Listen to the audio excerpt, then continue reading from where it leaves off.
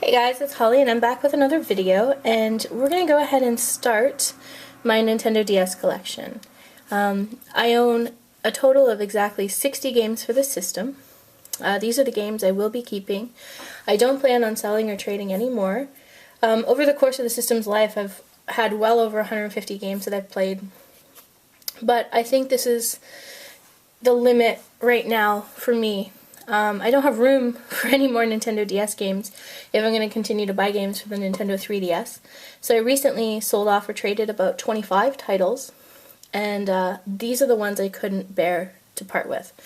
I'm going to divide this video into 6 parts. I'm going to focus on 10 games per section and talk about them. In the comments that I received, a lot of people said they wanted to really see some hidden gems for the collection. So I thought I would go ahead and start this off with a bang and do 10 hidden gems, or underappreciated games that I think everyone should check out for the Nintendo DS. Good news is a lot of them are really inexpensive now, I think with the exception of one of the titles, and they're definitely worth checking out. This here is my Nintendo DSi XL. It's the 25th anniversary edition of Mario. It's the only one that I have, and I play all my Nintendo DS games on it. It's a really nice system. I love this size of the screens. I've had other systems over the years, but it's the only one I've kept. I keep it in, everyone asks me what I keep my systems in. This system is kept in the Club Nintendo Mario pouch, and I picked the red one to match, and I keep it with the stylus. So that is how I keep that. Now let's get started on some games. I'm going to try and put these in chronological order of their release. And again, these are my 10 gems for the system. They're hidden gems, not necessarily the best games, but definitely games everyone should try playing. The first one here is Feel the Magic XYXX. This was actually the very first Nintendo DS game I bought for myself. I received the DS as a birthday gift with Mario 64 DS. And I went to the store, and there was very slim pickings as to what there was, and I didn't know what this was. I bought it solely based on the cover art and the fact it was made by Sega. I've always enjoyed Sega games in the past, and there weren't really any other Nintendo first-party published games, so I picked it up. It's a series of mini-games, and a lot of people say it's a tech demo, and I suppose that you could say it is. It was published by 2 women at Sega to show off the capabilities of the Nintendo DS. And the theme between the mini-games is you're a boy and you're trying to win the heart of a girl. And you go through all these missions. The most enjoyable part of this game is the music and the fact that you can just pick it up and play it. It's short, it's not the longest game, but I think everyone should definitely check it out. I did receive a sequel to Rub Rabbits, which I have played, but this is definitely my favorite of the 2. Kirby's Canvas Curse. This game gets a lot of slack. A lot of people say that it's gimmicky because you use the Nintendo DS stylus to draw a rainbow line which Kirby follows. Kirby's been kind of mixed in with all kinds of gameplay elements over the years, and some of my favorite games in which they've done that is Kirby's Dream Course for the Super Nintendo or Kirby's Pinball for the Game Boy. This one is no different. This game sports beautiful, beautiful graphics.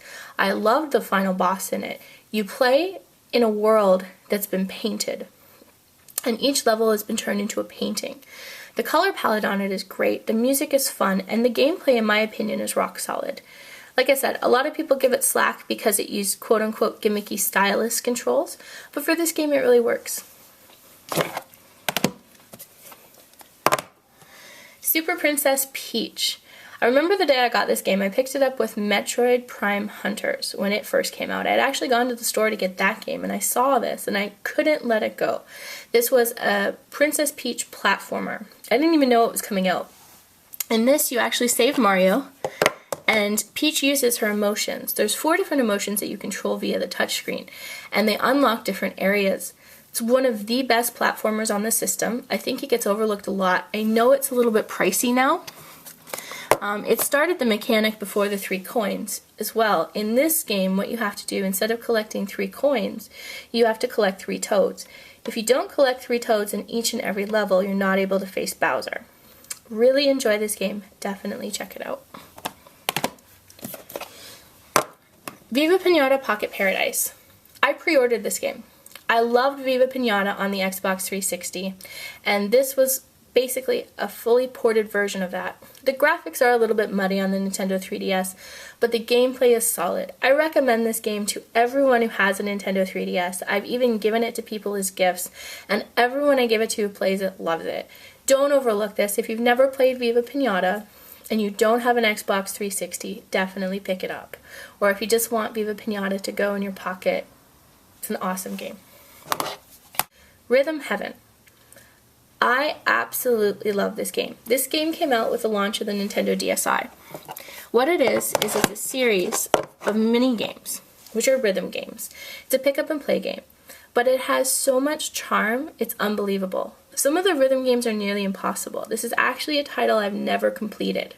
I've tapped and flicked and slid my stylus to the best I could, but I can't complete the last series of games. The music in this is so catchy you'll be singing it for weeks. I really enjoy this title. Anyone who's looking for a challenge on the Nintendo DS, definitely give this one a go.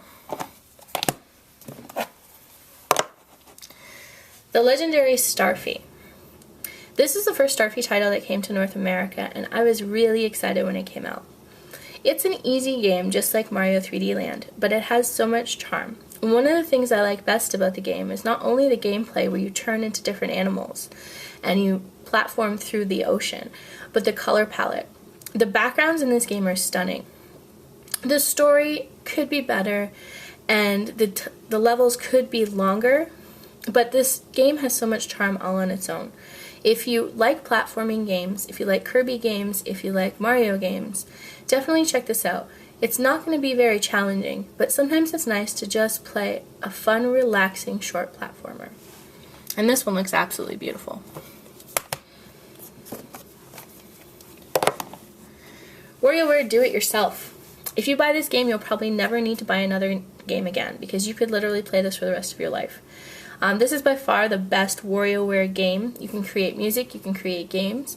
There's even a channel that you can purchase for the Wii where you can share your games. I like that it's user-created content. I think that that's awesome for WarioWare titles. And I really like the minigame system.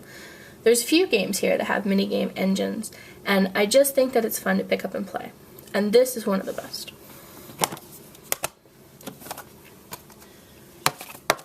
Plants vs. Zombies. This game is available on every platform, I think, and it is an awesome game.